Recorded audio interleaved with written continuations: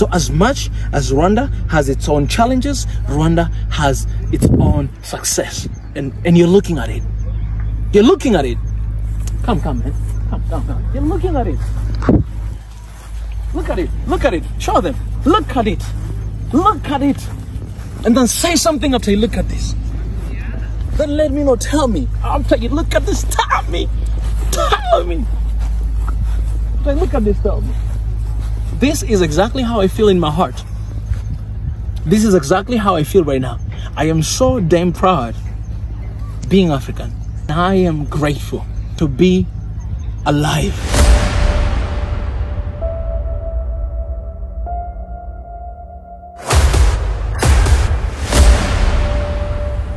This is the journey to one Africa. Muraho neza, everybody. It's a wonderful morning. We're here at Kigali, Rwanda, and this is the first day, day one of our event. And we have been invited here by the government in this event called Kwibuka, 30 years. Since 1994 until right now, 2024, it's actually 30 years of the tragedy of genocide against Tutsi happened here in Rwanda. So we're here, and this is one of their slogans. I actually love it. They say, renew, unite, remember, unite, renew. We remember what happened, and then we unite together, and then we renew. It's kind of like we recreate the new history. It's such a privilege to be here. We cannot wait. Today we're going to be having international conference. So we'll have several speakers there speaking in this conference, and I cannot wait to just be there to learn. And hopefully I'll get a chance as well to meet up with some people and do some personal interviews, because that's why we're here, man. To give you guys stories, to see what is happening, to see the event. And on Sunday, it's going to be the climax of this event. But all in all, man, I'm very excited. It has been a beautiful morning. We had a crazy dinner and crazy breakfast as well. And now we're ready to get this done. Guys, hola, cosa channel.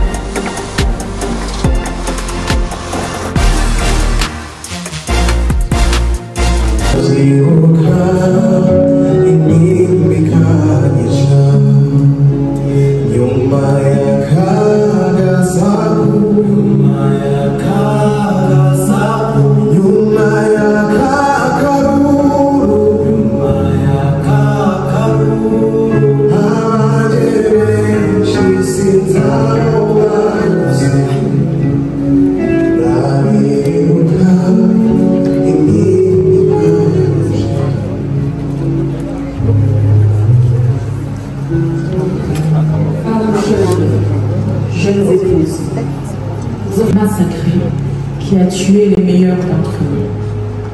C'est de les avoir laissés partir avec d'autres familiers, croyant ainsi les sauver qui nous a culpabilisés à jamais.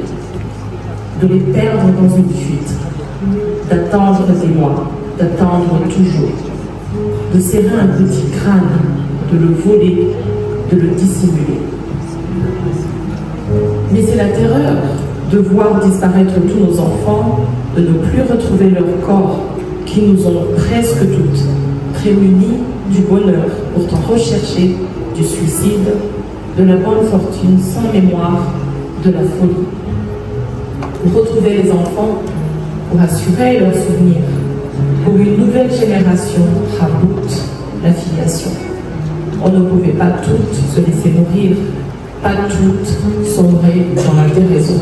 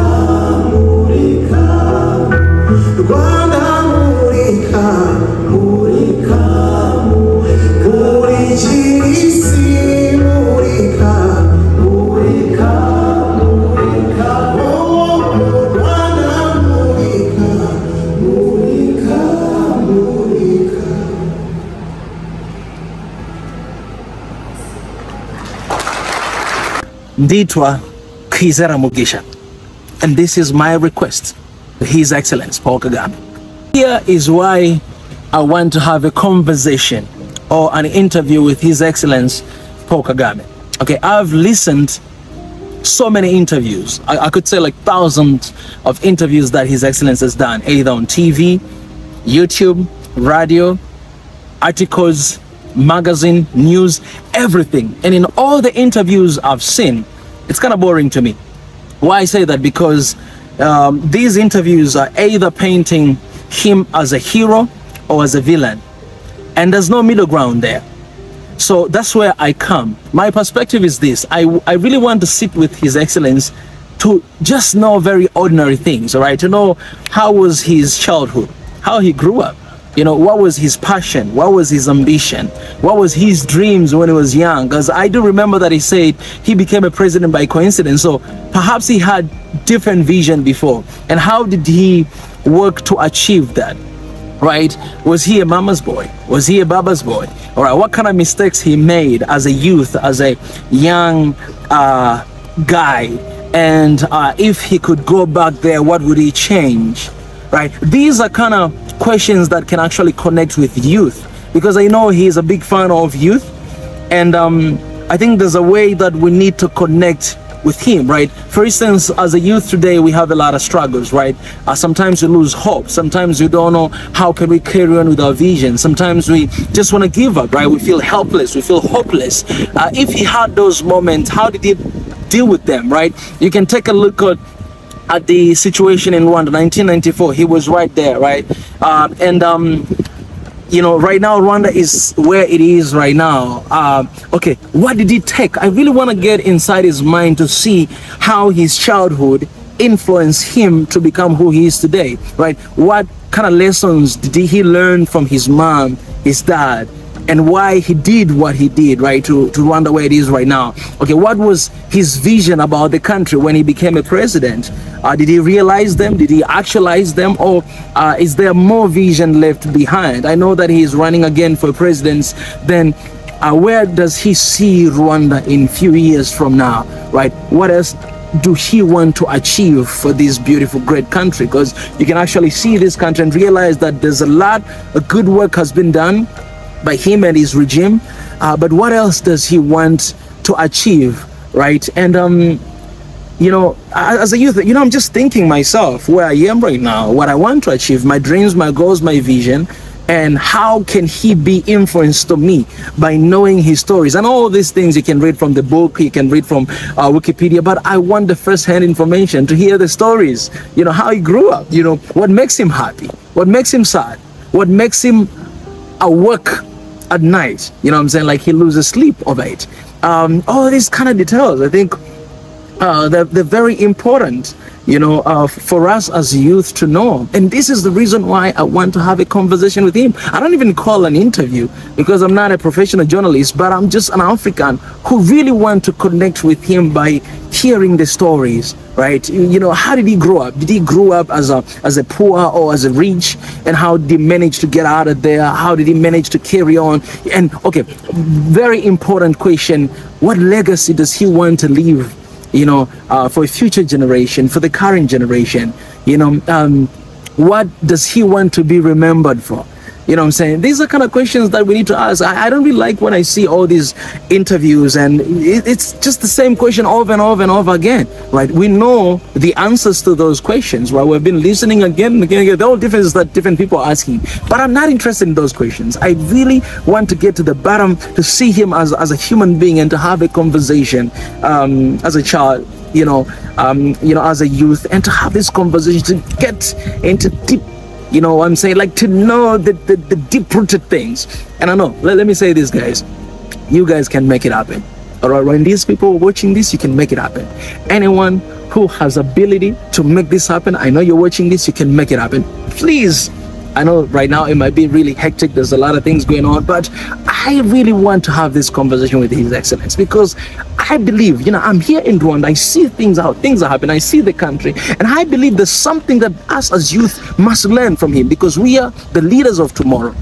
Okay, for example, what kind of mistakes he has made during his regime, and if he could go back and change those mistakes, what he would have done better in everything, because, you know, we're human beings, we make mistakes, we do things right. So what are those stuff, like really to, you know, to get to know this, you know what I'm saying? This is not interrogation, but this is the conversation between a dad and a son. It's a conversation between a leader and a citizen. It's a conversation between, you know, the person that we look up to and us youth, you know, who wants, these are my personal questions, you know what I'm saying? My personal things that I know the community that I lead, Swahili Nation One Africa, will be very interested to get to the bottom of this and to know this. You know what I'm saying? So, His Excellency, if you'll ever watch this, I'm right here in Kigali, Rwanda, and my desire is to have this conversation with you. It's not even an interview, conversation with you. Sit down across that table and talk to you. I'm inspired I'm here in the country. I'm inspired with everything that is happening in this country, you know. And I'll be lying if I will say that I'm not a big fan. And I just really want to have this conversation. And I believe that you will be gracious enough and kind enough to let this happen. Thank you so much, His Excellence. Mulakoze Channel.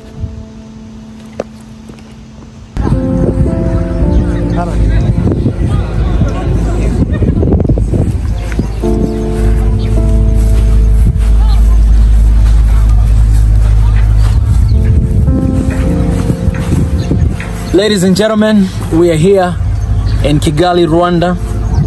I know you know already because I've been making a lot of noise everywhere. TikTok, on YouTube, Instagram, X. And right here, what you guys see, this is the view of Kigali, Rwanda. This is just one of the area because Rwanda is the country of 1,000 hills. And these are just some of them. Look at the beauty of this country. You know, this is one thing that I've realized. Africa, naturally, is very beautiful. But there are things that are constantly bothering us. There's things that are constantly painted to make Africa look bad. Why we don't see on a media Rwanda like this? Why we don't see something like this? Why do you have to go to somewhere, to a place, you find kids without shoes, kids with flies are coming to their mouth and eyes? That's what you want to see. You don't see the beauty of this country. You don't see what I'm seeing here right now. And I'll tell you the truth, this is not just in Rwanda, but this is in all continent of Africa. You know what I'm saying? I am surprised. I am excited. And I am motivated just being in this country, looking at the beauty of this country. All right, when I was in Lusaka, I said one of the very beautiful things about Lusaka is that there's the trees everywhere. The same thing I'm finding here in front of me. The weather's amazing. The weather's incredible. Because when you look at the city of Kigali, everywhere there's a trees. And this is the capital city. What about other cities? Man, as I was landing from Tanzania all the way to Rwanda, I could see the trees. I could see the greenish everywhere. I could see the beautiful nature of this country. I could see everywhere, man. And only one thing comes to my heart. I only want to do one thing. Only want to do one thing. But guys, Africa is not how the media's painted it to be. And now it is our duty as Africans to reimagine Africa, to rechange Africa, to write our own narratives the way we want, to show the world the true image of Africa. And this is Africa right now. Look at how clean this city is. Look at how neat this country is. Look at this. Look at this, man. This is Africa. You have a little dam right there. You have a lot of forest hills. You have houses there. Look at where I'm standing here. You cannot find, I can actually eat chapati and ugali here on the floor. It's clean everywhere. Neat. The country is organized. The country is well arranged. And my cry is for the rest of Africa. Why it seems like in some of the countries it is impossible to do something like this. I'm not here to compare one country and another. I'm here to be inspired. If you're feeling bad about this, you should ask yourself, why are you feeling that way? Because I'm looking at this and I'm like, yes, this is the standard of Africa. This is how it's supposed to be. I don't see the difference between here and, and Europe. I don't see the difference between here and America. The matter of fact, when you go to Eastern Europe, it's not as good as this. I'll tell you the truth. Or Eastern Asia, it's not as good as this. I'll tell you the truth. But this is Rwanda. This is where we are right now. You know what? If you've never been here, you better come as soon as possible, man. Because this is what is happening in here. It is possible in Africa. And that is my cry to the leaders of Africa. It is possible to be disciplined enough to have a vision for your country and to make some good changes like this. Even more than this. It is possible, man. And then you have a couple guys who are saying, you know what, Poor Kagame, Poor Kagame, Poor Kagame what? Do you see what is happening in this country? Do you see what is happening in this country? I remember Libya, Muammar Gaddafi, what was doing to that country and what they did to him. And today, there's some crazy people out there, they wish the same thing to this country. No, it ain't gonna happen. We are not going to allow it to happen. If you've never been here, come here to experience what I experienced. Come here. I'm gonna defend with everything I got this country. because I'm an African and I love Africa. I love every single country in Africa. Everywhere I went, I get connected in a different way. And here in Rwanda, man, I'm like, this is one feeling that I get, that it is possible. And Africans were able to do exceedingly, abundantly than what other people think. You know, I had a professor in my school when I was studying in Seoul National University. And he asked me one thing. He said, do you know what is the problem with Africans? He was from Greek. He's from Greek. And I was like, okay, enlighten me. What is the problem with Africans? He said, a lot of Africans are smart. They can actually do very well in the exams. They're good. Everybody I met here in the university, they're good. But they have only one problem. He said, disciplined. They're not disciplined enough. You know, back then I agree with him, but today I disagree with him, because I'm here in Rwanda and I see how people are well disciplined. People are disciplined. People are well organized. And that's why I want to have a conversation with His Excellence. Because there must be something that we don't know. There must be something that he does right and we don't know, and we're not doing it right. We need to be brave enough and matured enough to appreciate and to acknowledge when someone is doing better than you. And this country, something is being done right, and I want to know. Not from afar, I want to be there right next to His Excellence and ask him, His Excellence, we are the leaders of tomorrow. What do we supposed to do to bring about something like this? Some people, they say, you know what, don't be fooled by the external or whatever. People are suffering inside. Man, let me tell you this, man. Where, you know, show me the country that people are not suffering inside. Show me. Not only Africa, go to Europe, go to America, show me. I've traveled, I've seen. Show me the place where people are not suffering inside. Show me. Show me where everything is just like heaven on earth. Show me. I'm waiting to hear from you. You cannot find nowhere. Nowhere. So as much as Rwanda has its own challenges, Rwanda has its own success. And you're looking at it. You're looking at it. Come, man. Come. You're looking at it. Look at it. Look at it. Show them. Look at it. Look at it. And then say something after you look at this. Yeah. Then let me know. Tell me. After you look at this, tell me. Tell me. Then look at this. Tell me. This is exactly how I feel in my heart. This is exactly how I feel right now. I am so damn proud being African. And I am grateful to be alive and to see this with my own eyes. Because I have story to tell to my children, my kids. Tell them that, you know what, don't let nobody look down on you. Don't let nobody tell you otherwise. Don't let nobody tell you where you're coming from. Don't let nobody tell you that you're poor or you're colonized, that you're a slave. No. Know who you are, your identity. Know where you're coming from, your source. Know why are you here, your purpose. Know what can you do, your potential. Know where you're going, your destination. If you know that, my son, if you know that, my daughter, game over. The result, the outcome is this one. I don't even know how to end this video, but here's where I'm gonna end. Call me Nditwa Kwizera Mugisha.